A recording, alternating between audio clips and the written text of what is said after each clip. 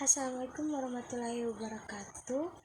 Saya Zahra Ayu Arimbi dengan NIM B30124088 akan mereview buku Sapiens bagian pertama tentang revolusi kognitif dengan subbab 1, 2, dan 3.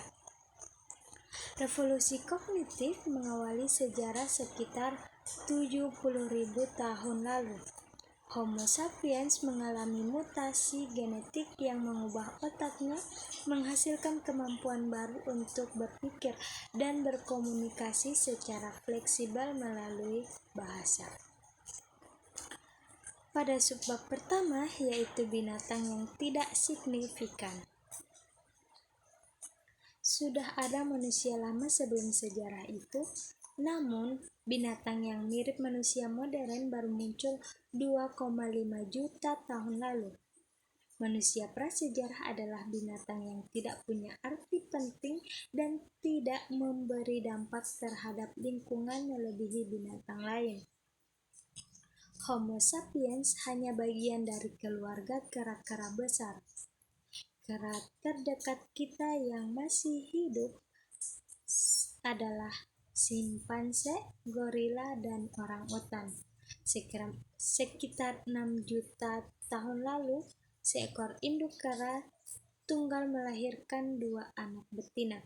Yang pertama jadi nenek-nenek seluruh simpanse dan yang kedua jadi nenek-nenek manusia.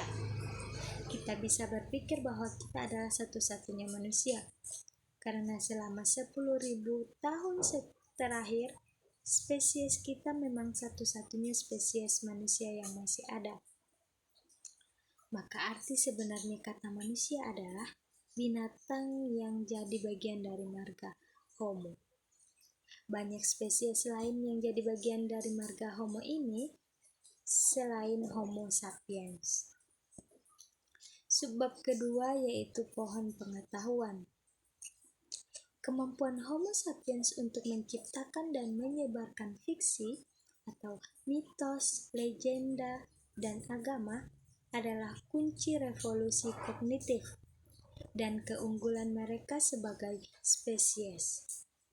Fiksi kolektif memungkinkan kerjasama dalam skala besar dengan orang asing, menciptakan realitas bersama yang mendasar peradaban negara, uang, dan agama, yang pada akhirnya memungkinkan manusia mendominasi bumi. Keragaman realitas terbayang dan diciptakan sapiens, dan kesamaan pola perilaku yang dihasilkannya adalah komponen utama dari apa yang kita sebut kebudayaan. Begitu kebudayaan muncul, mereka tak pernah berhenti berubah dan berkembang, dan pergantian yang tak bisa dihentikan ini dinamakan sejarah. Dan subbab yang terakhir adalah sehari dalam kehidupan Adam dan Hawa. Merujuk pada kehidupan masyarakat, pemburu pengumpul pra-revolusi kognitif yang mana mereka lebih bebas dan beragam, namun menghadapi kesulitan dalam mencari makanan dan menghindari malnutrisi dengan pola makan yang sangat bervariasi, bukan pada kisah Adam dan Hawa dalam tradisi agama.